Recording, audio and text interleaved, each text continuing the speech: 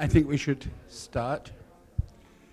I'd like to welcome you to the second of these talks where, if you weren't here last week, I tried to explain that the purpose of them really was to take significant issues in architecture and architectural culture and sort of examine them in quite a broad way, not claiming in some sense to be the only cutting-edge avant-garde position on it, nor is it the parametric theory of the house. But there are certain kind of quite well-worn problems in architecture which don't go away and which we feel, it's very important should get a more general form of kind of airing. And so this evening we're going to have Charles Rice talking about domestic interiors. And I'm very, very pleased to introduce him to you. In a sense, he's now returned, as far as we're concerned, to London. Although coming from Australia, he was originally my student at the London Consortium, where I suppose this interest took the form of his MA dissertation, and since then has developed and flowered for many years. And I think there are some people even in this room who were taught by him in Australia. But in London we welcome him back, where he's Professor of Architectural History and Theory and head of the School of Art and Design at Kingston University. He's also a senior researcher in Kingston's Modern Interiors Research Centre, and he's the author of The Emergence of the Interior. He's also the editor of the Journal of Architecture. And he's a very good friend to the AA. And so I'm delighted that he was able to accept the invitation. He's very welcome. He welcomes questions and answers at the end. Well, more than that, kind of points that you think add or contest what he's saying. So perhaps unlike last week, where Peter Cook seemed to strike everyone quite dumb, there'll be more participation from the audience this week. So I'd like you to welcome Charles Rice.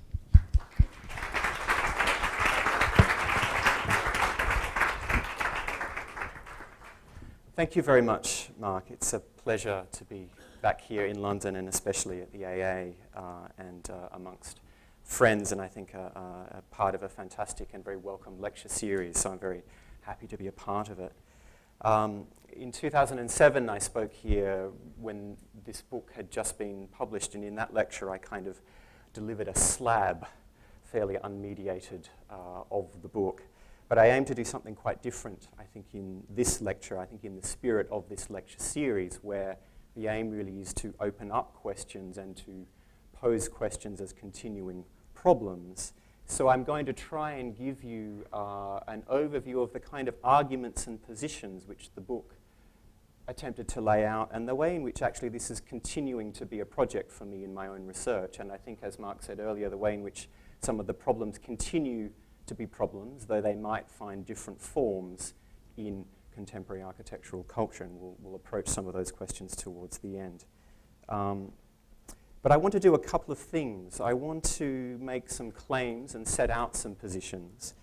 And one, which I can put fairly simply, is that the domestic interior is historical. It emerges under particular conditions at a particular time. And that to think of the domestic interior that way means we might think differently about what it is to have a history of domesticity, and also how we can refigure some architectural problems. So I'm interested in the interaction between the domestic interior and the discipline and practice of architecture. I want to also suggest that the domestic interior is not simply a kind of an object or a set of practices, though it is those things, but it's something like a conceptual apparatus, and that in some ways defines why and how it is constant within architectural culture and constantly a problem within architecture. And then finally, I think I want to think about how we might think of interiors and interiority beyond physical enclosure. So as it were, when the walls might begin to disappear, and in some senses, the finite nature of the domestic interior as a particular articulation of space in the face of newer and sometimes more complex spatial problems that arise within the discipline of architecture. So it's this finite historical nature of the interior that I want to try and open up for you this evening. But I want to begin with a cartoon which appeared in the New Yorker magazine around the time that Daniel Libeskind won the competition to develop the World Trade Center site, and we have a kind of wealthy Manhattan couple who are obviously considering Libeskind and his architectural prowess and thinking that he may actually have the ability to take on the problem of their kitchen. Given what he can do at ground zero, he may well be able to enter their kitchen and kind of sort it out. So hopefully the tag there is, I'd like Daniel Libeskind to take a look at our kitchen. Now the point I want to make about this cartoon is quite a serious one, is that architecture is being perceived through a frame of the domestic. The moment that architecture takes on a kind of public significance, it is understood through a kind of domestic framework. It's literally pulled through the interior, if you like.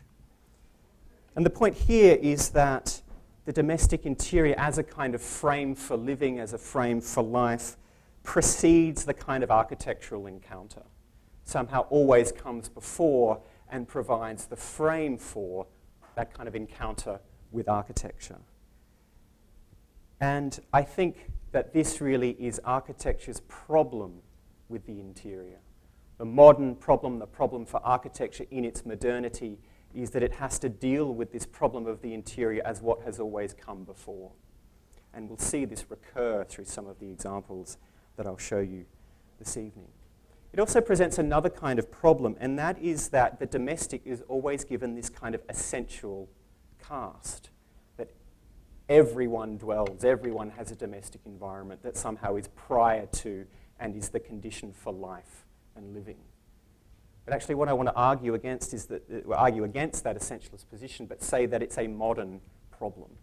The problem of the essential nature of the domestic is not that it is essential, it's that we constantly worry over this condition of the prior, the interior coming before anything else. But that's a new worry. That's a worry to do with architecture's modernity.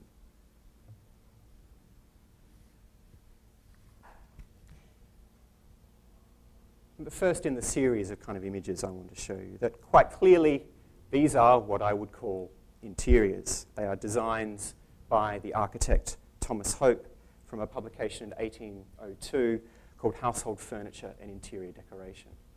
The point I want to make about that publication and these images is that Hope was using the word interior decoration in a domestic sense for the first time in the English language. And in fact, if you look at the Oxford English Dictionary, look up the word interior, and look at the first usages of these words, you will find the title of Hope's book appearing there as the first usage in English of the word interior in relation to the domestic. Prior meanings cover aspects of the interior of oneself and one's soul, a simple distinction between inside and outside, even the sense of a geographical interior of a nation. But it's only from the beginning of the 19th century that the interior comes to mean in English what the OED records as the inside of a building or room, especially with reference to its artistic effect. That is the deliberate construction, the kind of artistic construction of a covering or an inside space within architecture. At the same time, it refers to the image or the representation made in order to secure that artistic effect. That is the interior as a distinct object or subject even of design. So it is what I call a kind of double meaning that emerges at that point in the beginning of the 19th century. where the interior refers both to the artistic condition that one might experience or produce, and the means to get to it, the representation, the image. So we're constantly dealing with a spatial condition and a condition of the image. And here they are brought together in Hope's work in that he is representing these designs, and these really are the first designs for interiors without an architecture. Interiors that could be made for clients in a range of architectural conditions, but what's specific about them is their internal consistency as images and as sets of designs. Now, this is especially important because if we go back slightly to, let's say, the middle of the 18th century and see a section drawing such as this, we realize the kind of limits of architectural representation when we come to the subject of the interior. That is, the ability to conceive of as a complete design and a complete image what an interior space might be.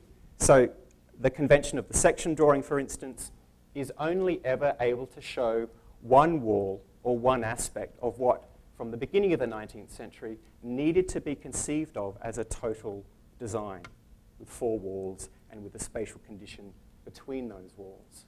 So the section drawing is kind of insufficient. It's not yet up to the kind of conceptual challenge, if you like, of what the interior comes to mean at the beginning of the 19th century. So we can see how actually there is a point before this historical emergence, this coherence of the interior as both space and image.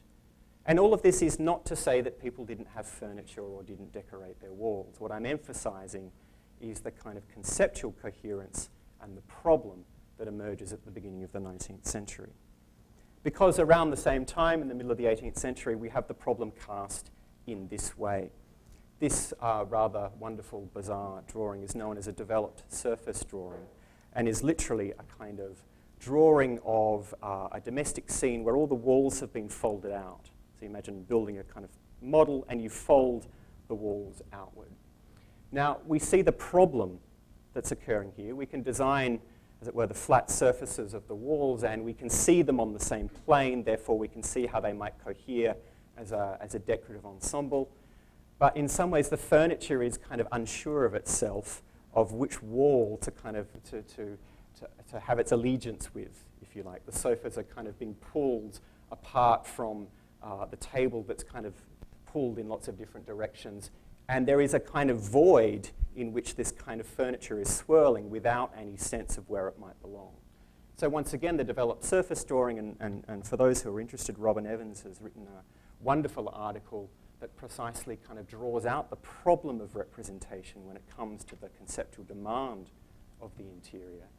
That we see actually how we don't have an interior yet.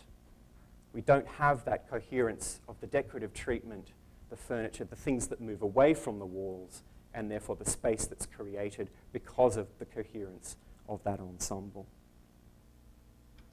What we move into in the beginning of the 19th century, when there is a kind of awareness of the interior in itself, in its entirety, is it becomes a kind of subject in its own right. So here is an example of the quarters of a Prussian military officer around 1830 who has painted a watercolor of his kind of domestic surrounds, his quarters.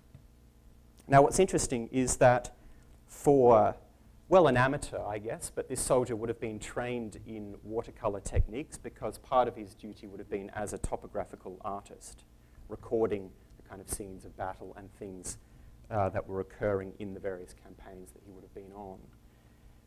So he's actually using what is at hand, the sort of everyday subject matter of his surrounds, which are beginning to present themselves as subject matter worthy of representation. There is a concept in Western thought of this time of the interior, of the domestic environment, which kind of represents oneself, which one can literally project into, and we can begin to read the traces of the occupant through the various kind of books, the uniform, the kind of everyday domestic objects that from which we can form some kind of image. But it's not a portrait, it is an interior as a particular genre of art, and particularly one that was taken up by amateurs at this time. But as I'm sure you've noticed by now, there is something kind of very wrong with this image, and that is that the perspective is kind of all over the place. So this is a person who's trained particularly in watercolour, who is beginning to see and experiment with the representation of his own surrounds, because there is this understanding that he can do so. Okay, that there is something worthy of representation which is about one's everyday domestic surrounds, within which one can find a kind of representation of self beginning to take shape. Some more examples from clearly more better trained, shall we say, artists. And what I want to emphasize about some of these images, the two on the left from the middle of the 19th century, the top one from 1850 and the bottom from 1830, of, I guess, the domestic studios of the female painters who are representing themselves through their art in their domestic surrounds.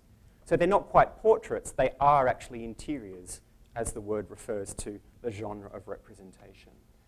They are displaced within the scene such that their objects, their trinkets, the very nature of their artistic practice as a kind of domestic pursuit becomes the subject of the work. And so all of this is bound up in a growing consciousness of the interior as a space within which one does particular kinds of things, and then the desire to represent one doing those kinds of things, whether it be painting, whether it be reading, or simply recording the kind of everyday arrangement of an interior that is clearly an occupied space. And often these watercolours were made either by the people that lived in these spaces, or they were commissioned, especially by aristocratic families, as kinds of records of the domestic environment, but records precisely to be keepsakes, not necessarily to be hung in frames, but to be kept in books as kinds of domestic objects in their own right. So what we have here is the representation of the interior becoming part of the furnishing or part of the collected objects within the interior. So this doubleness I talked about with this linguistic emergence of the interior binds itself together, that the representation becomes part of the interior, and it's also what is represented through the painting itself. They are kind of, these things are sort of circulating around each other and making the interior very kind of heavy with significance. Also around the middle of the 19th century, we have the problem of the interior entering architectural theory in a fairly major way. The examples I've shown you up to this point are really examples outside of the discipline. They are examples in art, or examples in a kind of a notion of the everyday, or a history of kind of private life, if you like. But here, and you may recognize images that are related to the German architect and theorist Gottfried Semper, and the theory that he set out in 1851 of the idea of the four foundational elements of architecture: the hearth, the roof, the enclosure, and the mound. And out of those four elements, the one that Semper positioned above all was the idea of enclosure. And in a kind of myth of architectural origins, he explained that enclosure was secured by textiles, by soft things, by woven fabrics and wickerwork. And he would say that something like the carpet hung on a frame is this kind of mythical first securing of enclosure. And that comes conceptually before the idea of the frame on which that enclosure might be hung, as it were, the architecture proper. So once again, and we have it posed explicitly in a foundational theoretical document in the middle of the 19th century, of first there is enclosure. And I would kind of conjecture that Semper is able to make that argument because of this kind of concept of the domestic interior. Though he doesn't speak about it explicitly necessarily as domestic enclosure, I think one can read that distinctly into this theory that he has, that the domestic comes before architecture, which then frames that sense of enclosure. And it is a sense of enclosure that is about the textile, the soft, the furnishing, as opposed to the kind of hardness, the solidity, the structural support, which is provided by architecture. So right, as it were, at the center of 19th century architectural theory, we have the interior claiming its kind of primary position. And that presents architecture with its kind of modern foundational problem that I want to begin to draw out through other parts of this lecture. So what I've tried to do up till now is explain what I call the emergence of the interior, the idea that it emerges historically with particular meanings and with particular possibilities for representation, for social practices, and it emerges within architectural theory in a particular way. Now, if we begin to think that way about the domestic interior, in my argument, it puts paid to a whole lot of other essentializing thinking, which I think has followed the history of the interior right up to the present day. It puts paid to something like this. Now, this is a double-page spread from probably the first history of interior decoration written in the 20th century in the 1960s by the Italian scholar Mario Praz.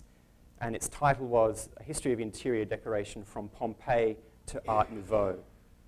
Now, if we follow my argument, there was, as it were, no domestic interior at Pompeii. And Art Nouveau, late 19th, early 20th century, marks a particular point in that kind of the 19th century trajectory of the interior. But what I want to emphasize in the way in which what Praz, I think, is doing is taking this 19th century concept and applying it retrospectively, and I would argue anachronistically, back towards all of those representations that picture domestic life. And it's particularly poignant, I think, that he would choose Pompeii, which is a kind of domestic tragedy. The idea that what was uncovered at Pompeii was the kind of evidence of an everyday life that was kind of tragically cut short. People dying while they slept in their beds, etc. Prompting the kind of desire, really, to say, well, how did people live back in those times? But it's a desire very much driven by the idea in the 19th century that we might pay attention to our domestic surrounds and treat them seriously through representation, through concepts, and through the way we attend to our domestic life. But I think it's very difficult simply to apply that concept and say it exists across time and across history. So in some ways, my argument, I would say, invalidates this kind of broadly generic historical approach to interiors, that they've always existed, cultures have always known what they are. What I think happens instead is that this book is a kind of symptom of a kind of desire for the domestic and to understand life and living that emerges only in the 19th century and is projected back onto civilizations past. The other kind of myth that I really want to explode with this work is the idea that actually this Dutch art from the 17th century is the quintessential emergence of domesticity. So much, indeed, has been made of the way these images by artists such as De Witte, De Hoek, and Vermeer somehow capture a modern sensibility of the domestic. But once again, I want to say that that is a symptom of a 19th century understanding of what the domestic is.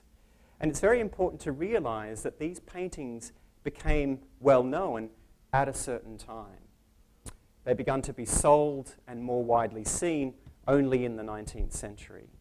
So I'd argue that the domestic interior is not some kind of special emanation that comes from these paintings, and there are certainly many art historical interpretations that actually claim them much more in a kind of space of allegory and framing, a kind of comment on art rather than a comment on the domestic. But they get taken up. One begins to project a kind of desire for how to live, to understand how others live, onto these paintings. And they get bound up, and they certainly get bought and sold, and they rise in value on the art market precisely because there is a new understanding of these images formed only because there is a concept in Western culture of the domestic interior, and that is a 19th century concept. So these images get swallowed up into that conceptualization. So I guess I'm arguing against the more recent history of the interior, which has one of these images on its covers that is the result of a research project from the V&A and the Royal College of Art. So a lot of what I'm trying to do with this work and with this thinking is to try and break through this sort of essentialism which gathers around this work that says there have always been interiors. Interiors have been central and essential to all cultures continuously, and that somehow the concept prefigures all of that. My argument is that that concept was inserted within architectural theory and within a more broadly domestic culture only in the 19th century. Now you might argue that seems like a while ago, but it actually means that the question of the interior is a modern question. It's not a question of the Renaissance, as they'd want to claim here. It's a question of modernity that then gets reframed and reframes understandings of Western art to begin to show a domesticity, to begin to try and construct a history of the domestic as a kind of backfilling, if you like, as a kind of compensation for the very newness of the domestic interior as an environment for the structuring of life. So where are we left if what I'm trying to do is to kind of undermine these large books by groups of important scholars? I think we're left with a kind of reframing of the kinds of questions we would ask of representation and the domestic, and the kinds of answers we might then get if those questions themselves begin to shift. So I've turned in my work to Walter Benjamin, the Jewish-German literary critic who was writing about domestic interiors as part of a larger project on a history of the 19th century as a kind of history of modernity, as both the kind of new in Western culture, but also by the time he was writing in the 1920s and 30s, as what seemed radically old with respect to the kind of upheavals that he was facing in Europe at that time. And he picks out the domestic interior as a kind of a topos of modernity, a particular place or location around which problems of modernity in Western culture can be figured. And I want to read a few kind of quotes of Benjamin relative to these images, not as explanations of these images, which are actually photographs by the British photographer Bedford Lemaire, who was active from about 1880 to 1940, especially for the National Monument record in London, simply recording the interiors of areas of London, probably around here, Bloomsbury, and in many other parts as well. So Benjamin has a series of kind of vignettes or comments on the interior, which I think begin to set the terms that we might use to explore the problem of the interior in modernity. And one of them goes like this. Well, the famous kind of adage is to leave traces, he writes. Ever since the time of Louis Philippe, the bourgeois has shown a tendency to compensate for the absence of any trace of private life in the big city. He tries to do this within the four walls of his apartment. It is as if he made it a point of honor not to allow the traces of his everyday objects and accessories to get lost. Indefatigably, he takes the impression of a host of objects. For his slippers and his watches, his blankets and his umbrellas, he devises coverlets and cases. He has a marked preference for velour and plush, which preserve the imprint of all contact. In the style characteristic of the Second Empire, the apartment becomes a kind of cockpit. This idea of encasing, of enclosure, becomes the thing that absolutely surrounds the body and the self, and against which one leaves imprints. But it so closely surrounds that it becomes this kind of cockpit.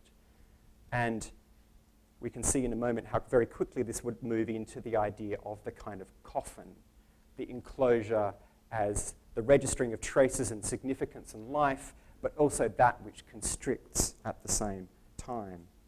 We see also that the interior in Benjamin's work acts as a kind of compensation.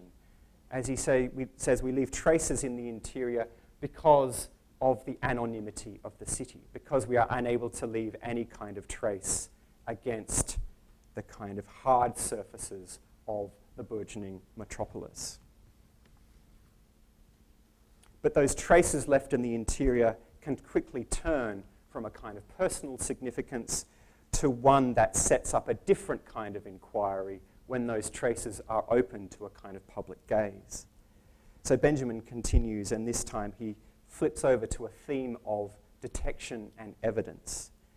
He writes, "The furniture style of the second half of the 19th century has received its only adequate description and analysis in a certain type of detective novel, at the dynamic centre of which stands the horror of apartments. The arrangement of the furniture is at the same time the site plan of deadly traps, and the suite of rooms prescribes the path of fleeing victims. The bourgeois interior of the 1860s to the 1890s, with its gigantic chests distended with carvings, the sunless corners where palms stand, the balcony embattled behind its balustrade, and the long corridors with their singing gas flames, fittingly house only the corpse. On this sofa, the aunt cannot but be murdered. The soulless luxuriance of the furnishings becomes true comfort only in the presence of a dead body. This character of the bourgeois apartment, tremulously waiting the nameless murderer like a lascivious old lady, her gallant, has been penetrated by a number of authors who, as writers of detective stories, and perhaps also because in their works part of the bourgeois pandemonium is exhibited, have been denied the reputation they deserve." So I want to emphasize there that what we're considering here is an idea potentially of the bourgeois pandemonium that exists in these traces, and that is not the opposite of domesticity, that is not domesticity gone wrong, as it were, but that is what constitutes it as such, the problem of leaving traces, the problem of living. And it's not too many steps there to one of the most famous of 19th century interiors, which is in fact actually only ever been a 20th century interior, and that is Freud's consulting rooms, which were contiguous with his apartment at Berggasse 19 in Vienna from the early 1900s until 1938, when a set of photographs were taken the moment before the interior was broken down and shipped to London, where most of it exists today as the Freud Museum in Hampstead, and the moment indeed when Freud himself fled Vienna. So in Benjamin's terms, Freud is the quintessential dweller of the interior. As Benjamin said, the collector is the true resident of the interior. And if there's no more famous, or there is no more famous really collector than Freud and his antiquities.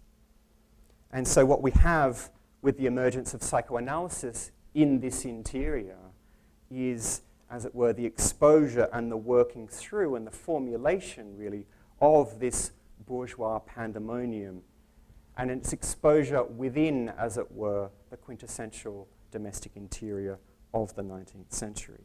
And there have been many studies which have sought to understand the way in which these objects in Freud's interior mediate the site of exchange between analyst and analysand. And we have here, with the famous couch, almost, to use a kind of anachronistic term for this time, a kind of ergonomics of the subject, the positioning of the subject and the analyst within what was, in actual fact, a fairly ad hoc arrangement of furniture, but that has kind of solidified, as it were, into the kind of domestic scene of analysis, which is always wanting to expose and to work through this idea of the bourgeois pandemonium. So I think if we work through these concepts that Benjamin and Freud give us, we begin to ask a set of different questions of the domestic interior historically. We don't ask, in what way have cultures always had interiors across time, but we begin to ask, how is the interior a kind of construction? How is it precarious? How is it a problem for architecture in its modernity? And does it have a kind of limit as a useful descriptor and experience of space and spatial complexity? And these are the kinds of questions, I think, that we can ask via the domestic interior of architecture, using or understanding historically the formation of certain problems within modernity in architecture. And specifically, I want to turn to the work of Beatrice Colomina, whose work has inspired my own, certainly the seminal publication in, I think, the mid-90s of Privacy and Publicity, Modern Architecture and Mass Media, where Colomina claims that architecture becomes modern in its engagement with media, in its ability to be transmissible. What I think she's really arguing, actually, is that architecture becomes modern because the interior in its image space apparatus gives architecture that ability to engage with the media. Okay, so to look here at the examples of Adolf Loos, here the Kühne Villa of 1930, the way in which the interior is created on the image surface. So there exist here these two photographs which explain both a kind of technical problem to do with architectural photography in the 1930s, in that it would be impossible to have a well-exposed interior scene, but also a well-exposed landscape with the same light levels. Okay, so what Loos's photographer has had to do there is photomontage the picture window in order to get the correct exposure inside and to present the window as a kind of transparent membrane. But that transparent membrane is a construction. The view through the window is as much a kind of furnishing, is as much a kind of surface that is additional to the architecture as the furniture and the actual kind of textiles in that kind of nook. And the fact that Loos's photographer is playing around with that technical possibility means that there is this understanding that the interior is this kind of bringing together as much in the space of the image as in a kind of actual space that could be designed and fabricated.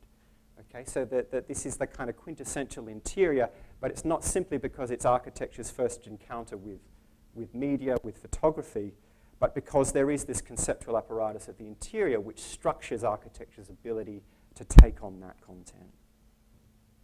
Similarly, with another photo montage of the kind of disappearing cello in the cabinet, of the construction of the interior as a photograph and also as a spatial condition. And primarily, one would say, looking at these photographs, as the image.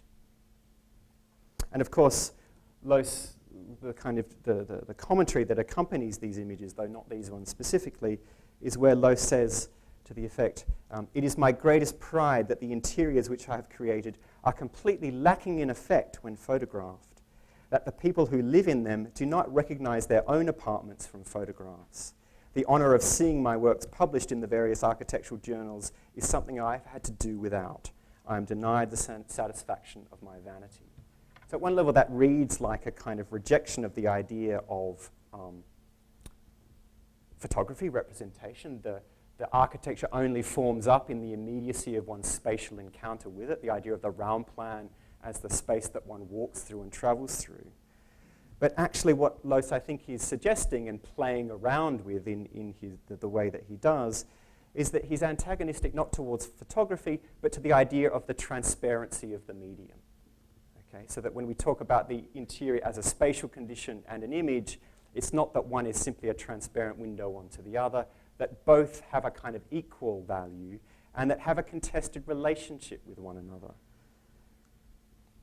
And that one can, as it were, take advantage of the technical problems around representation photography, certainly at this time in the 1930s, to begin to understand the interior as image as having a kind of autonomy, as not necessarily being connected to or explanatory of the spatial construct. So when Loos says, it is my greatest pride that the interiors I've created are completely lacking in effect, it's actually to say that the image is autonomous. It has its own life.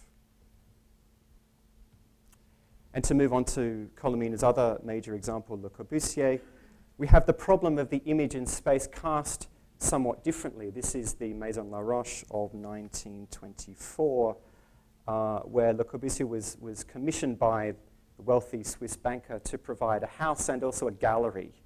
And at the same time, Le Corbusier was consultant to La Roche's art collection, which he wanted to arrange in a kind of progressive historical succession, ending with Purism as the kind of completion of painting. And of course, Purism was Le Corbusier's own kind of ism within art.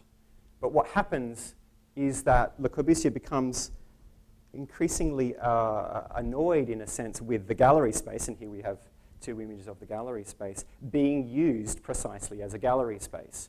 And he says, vis-a-vis this space, that the Laroche house should not take on the look of the house of a postage stamp collector. He says, I insist that certain parts of the architecture should be entirely free of paintings so as to create a double effect of pure architecture on the one hand and pure paintings on the other. So the problem of the image and the space, which Loos had dealt with through the kind of the tricks of manipulation of photography, here for Le Corbusier become one, I guess, of a kind of interference.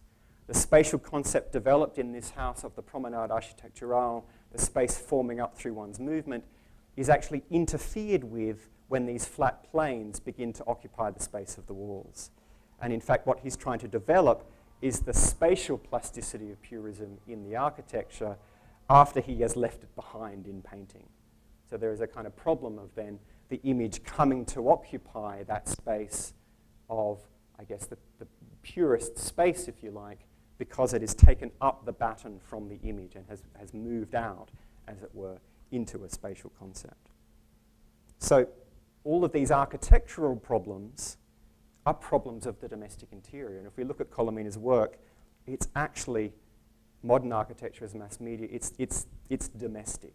The problem of modern architecture and its relation to the mass media is the problem of the domestic interior within architecture. That problem, as it were, that Semper first outlined in 1851 with a kind of foundational myth that architectural space is secured by the soft stuff, the enclosure, before it is secured by the structure that holds it up. And a couple more examples of this sort of relationship between the image and the spatial condition of the kind of purism in Le Corbusier's work. And another kind of doubling of images and the way they move around. Here are essentially, once again, two identical images. On the left, you might recognize Hermann Matthesius, the German cultural attaché, in the time he spent in Hammersmith in London, looking at the work of the arts and crafts and then understanding how a kind of industrial infrastructure could develop from the kind of design principles that were being expounded here in Britain. Or as Tafuri said, that he was here on a bit of industrial espionage. The image on the right happened to be a couple from my hometown of Adelaide, Australia, who were the largest customers of Morrison Company furniture outside of the UK and who were conspicuously wealthy and imported housefuls of the stuff to Adelaide in this kind of late 19th century. A very, very different model of consumption and relationship to the domestic than one that Matthesius was actually advocating with a transformation of industry. So while these two appear to be doing the same thing, we cannot reliably read these images in the same way. So once again, these images and the way we read traces are not simply transparent, as it were, to the historical facts. So this idea of the image as the interior as a kind of autonomous image means that we need to worry over and question the details that it is showing us. It is not transparent to a simple kind of historical experience. While these two couples appear to be doing the same thing, they are doing it under very, very different geographical and economic circumstances. And the other thing I want to emphasize at this point is why images like this would be made. And I want to return to Loos's point about the clients seeing photographs of their houses, not recognizing them. I want to argue that these are kinds of points of projection, if you like. These would have been photographs kept in albums at one's house, kept as kind of personal and private objects, but in order, as it were, to have that moment almost of non-recognition, almost to say, is that us? Is that us at home? Can we understand ourselves within an image so that we then better understand ourselves at home?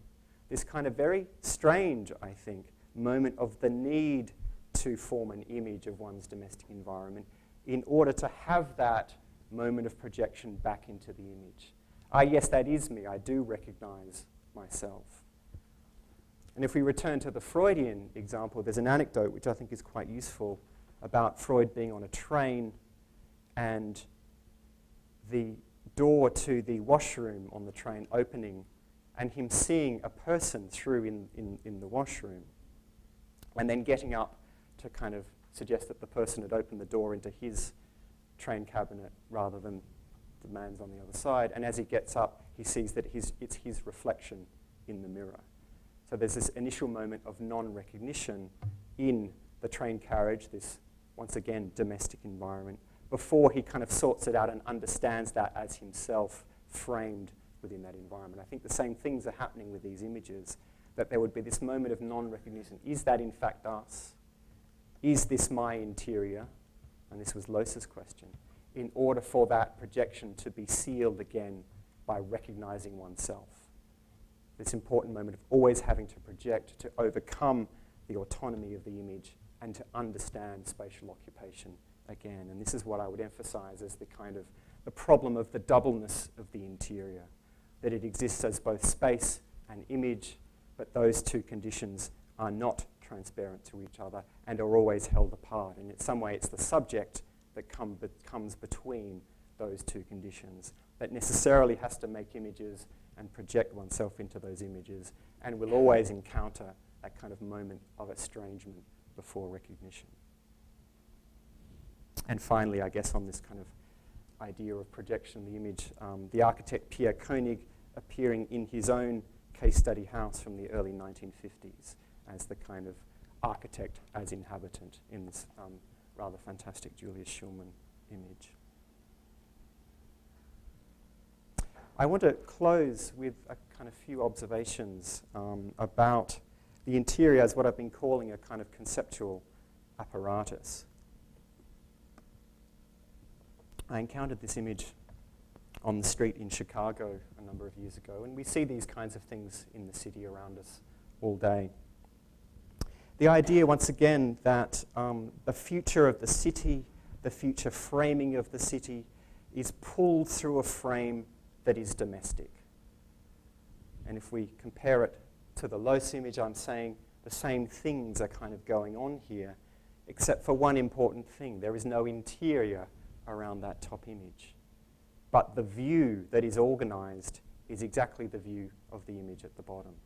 It is the domestic frame out onto the landscape, yet with this image, that frame is kind of carried around with us, and we have the absence of the architecture, but we have the domestic frame as the way in which the city is re-imaged and refigured in our experience. And so, and I think it was Mark who first suggested this to me, there's almost this kind of topological transformation of the city that is pulled always through a domestic frame and revisioned through images such as this, that we understand the city in its future transformation through this conceptual apparatus of the interior, the frame that exists around the image, and there is no need, as it were, for the actual interior to appear as in the bottom image. It is there conceptually in the top image. These images are doing the same work. And I want to close with a kind of different myth to project some of the work I'm doing now and into the future about the limits the interior comes to when explaining kinds of spatial complexity.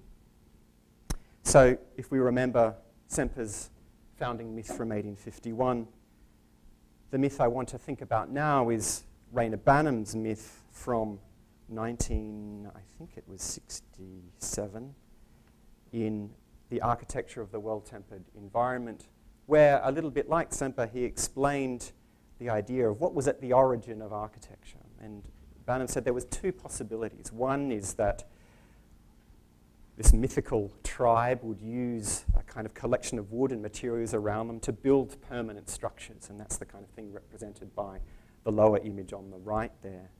But there was always another possibility, that one would actually use, let's say, wood as a raw material and build a fire, and that a different kind of coming together, in some way a different kind of enclosure, but one without the possibility of walls, would gather and be produced by that fire. a kind of atmosphere or enclosure as atmosphere that would gather people together and, in Banham's argument certainly, mean that different kind of social and political organizations would become possible, and that they would be very different from the ones that would be possible with culture building, as he would describe, these kind of perdurable structures, the use of material in the kind of structured capital A of a kind of architecture. And it's this kind of other version of this myth, this idea that actually what brings people together and what creates certain social and political possibilities is actually something that's more mobile and more nomadic and are involved with a kind of environmental condition, a kind of gradient and sets of relations. And here, if you read between the lines, I'm kind of very much straying into the territory and the current interest in the idea of atmosphere and gradient and spatial heterogeneity and difference, which are very current topics in current architectural discourse. Now, I think it's interesting to look at the way in which that has been pitched in a very knowing way by Banham in the late 60s as a different kind of foundational myth for architecture. But what I want to ask is, what is the kind of spatial consequence of that? And does it push up against this question of enclosure? Can we still think of enclosure in this cloud-like atmospheric way? And the way I want to illustrate that is with a short film sequence that I'll end with. It's only a 3-minute film sequence. And it's a film from the 1970s, 1974, Francis Ford Coppola, The Conversation, a film that some of you might know. And it's about an eavesdropper named Harry Cole. He's played by Gene Hackman. And it's his business to create a kind of acoustic space around the people he's eavesdropping on. And he does this in the city spaces of San Francisco. He creates kinds of enclosures around people which have no boundaries, which have no walls, which penetrate through the kinds of spatial divisions that architecture creates. And there is no figure for this kind of space, but it presents probably a different spatial complexity than that presented to architecture at the beginning of the 19th century by the domestic interior. But the scene I want to show you is the moment when Harry Cole comes to a kind of realization that in his own line of work, what he's dealing with is a different spatiality that his interior cannot contain. So in the scene, which is the closing scene of the film, some people have planted a bug in his apartment. So the best eavesdropper in the business has himself been bugged, and what he's trying to do is look for the bug.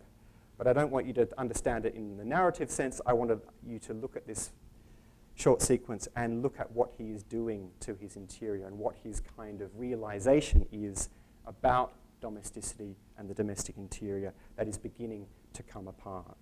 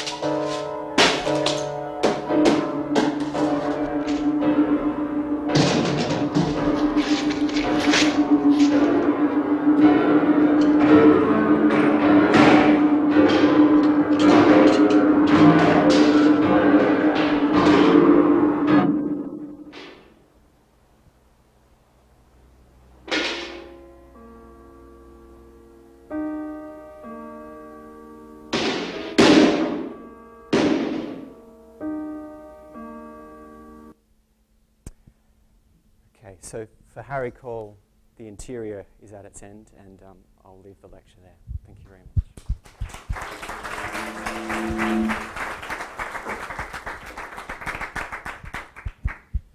Okay, we have some questions.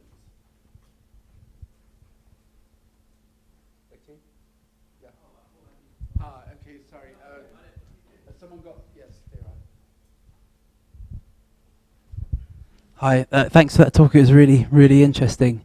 One of the questions I wanted to ask is because you didn't really seem to touch on the idea of the interior as a sort of external representation of our own interior states. Yeah. And it's interesting that you showed this clip because I sort of interpreted it once I saw the film as the sort of final unravelling of his fragile psyche. Yeah.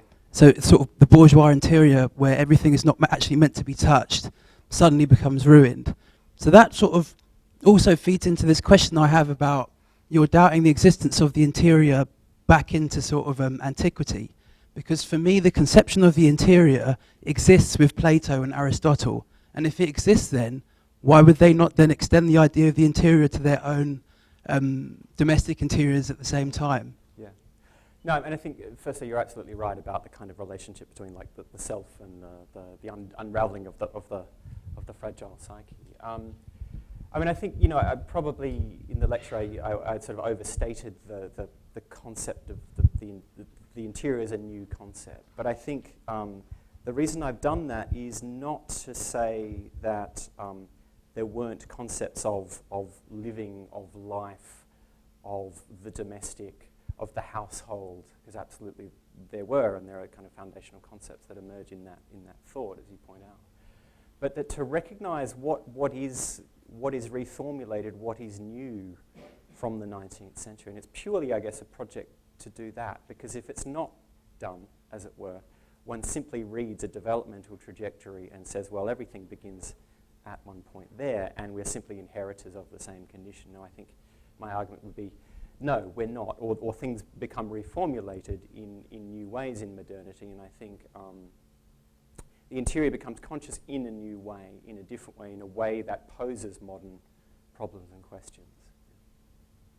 Could I just sort of add to that? Because it seemed to me that you're raising the question of ancient Greece.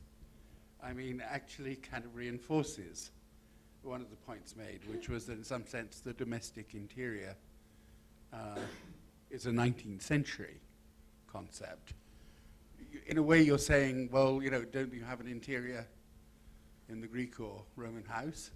Was that, I mean, in some sense? No, or I'm just saying if the idea of the interior stems from our philosophical idea of the interior, the idea that... Yeah, but we don't, I mean, I think it's a mistake really to regard the house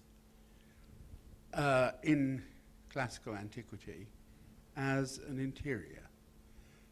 In the following sense, I mean, if you analyze the terms which are used, shall we say, in Homer, for what you would call the interior space and the different interior rooms, they're entirely described in terms of thresholds, rather than thresholds which have rules attached to them. You can't go in unless you do that. So, you know, the general distinction of inside and outside is actually very marginal. Now, paradoxically, his analysis redoubles itself, because in the 19th century, a lot of people, you can see archaeology trying to impose the 19th century notion of domestic interiority onto the representation of archaeological digs. As a consequence, the famous novelist Butler actually suggests, in a completely kind of, as you would imagine, sexist way, that the author of Odysseus was a woman. Why? Because it's got a lot of what he calls domestic detail in it. And so, you know, it's a curious kind of looping. Sorry, there was another question behind. I was just wondering, to what extent do you think, so this 19th century reformulation of the interior was a result of the Industrial Revolution and the kind of development of the bourgeoisie at that point, and the fact that people were dissociating their work and working in factories and living at... Yeah, I mean, when I say kind of, modernity of the 19th century, it's all of that, and one wouldn't want to pin a kind of cause or result. It's a result of this. I think it needs to be understood as emerging, and I mean that kind of genuinely out of a kind of complex set of forces and conditions, and that doesn't just take place overnight, but that is a way of resolving and understanding the massive forces and shifts that are at stake, some of which you've just mentioned. So I think it's part of a problem and a process of modernity and modernization, but it's not caused by any one kind of condition, but it's a way of thinking through and establishing relationships to that complexity, the relationship of domestic life to forces of production, to massive shifts in population, to urbanization, all of those things.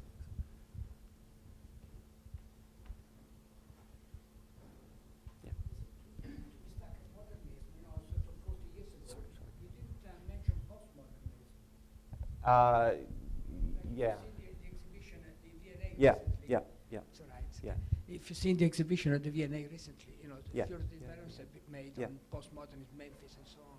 Oh, absolutely. I mean, in some ways, I didn't stop at Julius Schulman because I think that's where things stop. I think there is this,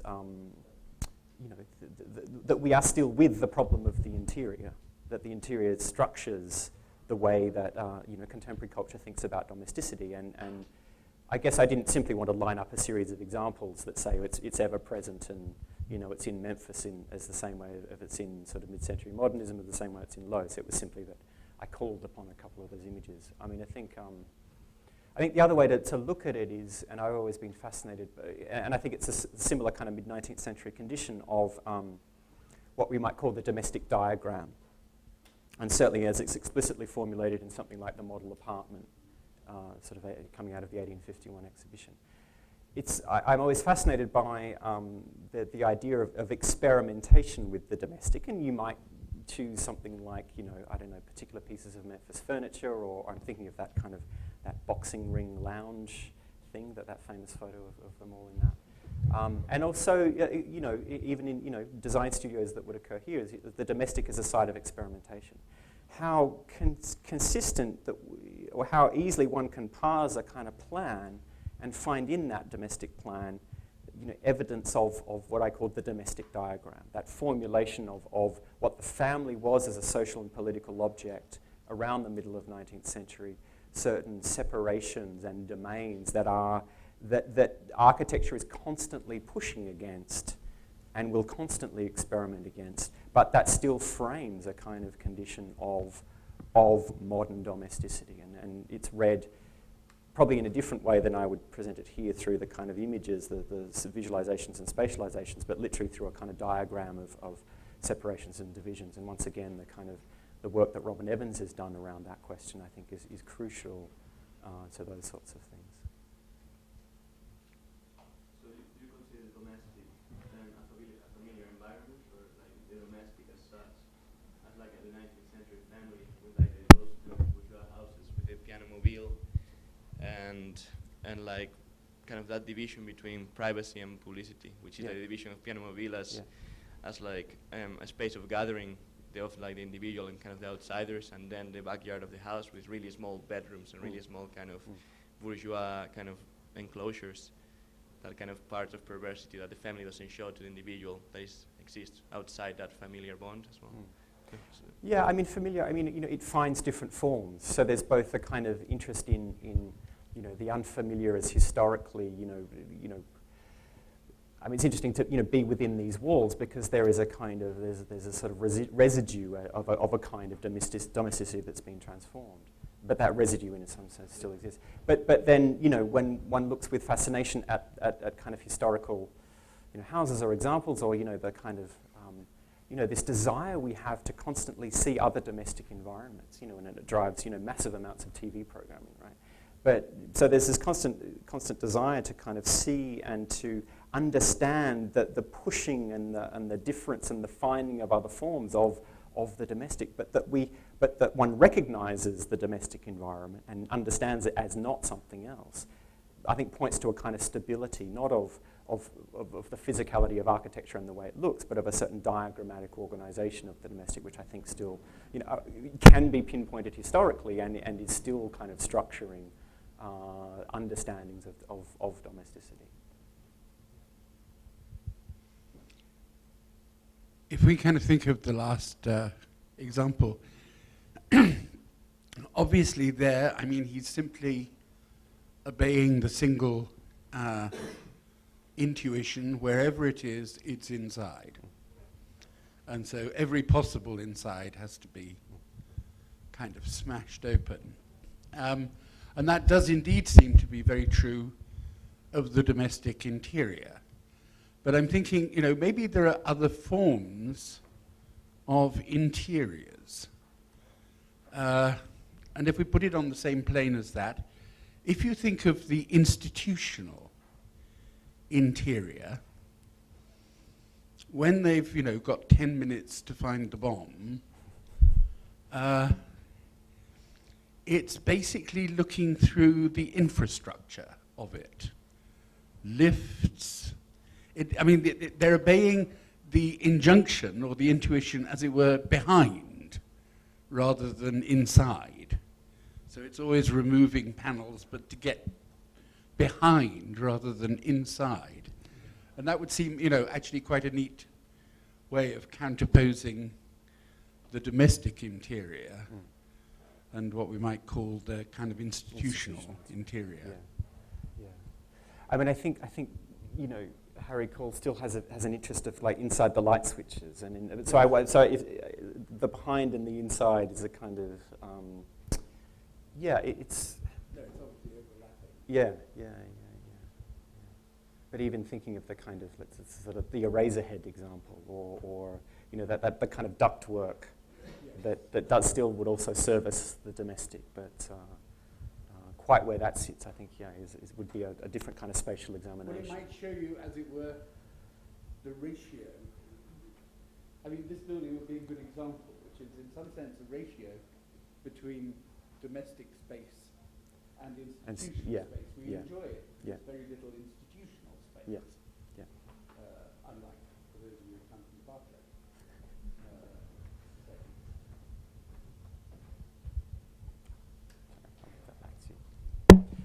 Any other? There's another question. What was the article by Robin? Oh, sorry, dude. What was the Robin Evans article? Well, there are several in the wonderful AA publication, Translations from Drawing to Building and Other Essays. Translations from Drawing to Building and Other Essays. You can buy it here.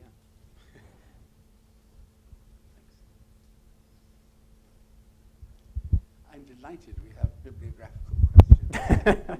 I really approve of that. Okay. On your behalf, I'd like to thank Charles very, very much for coming and for giving an exceedingly interesting paper. And we will hopefully see you again this time next week, which I think is, Adrian, 40. All right? Yeah, I think so. On concrete. So thank you very much. Thank you.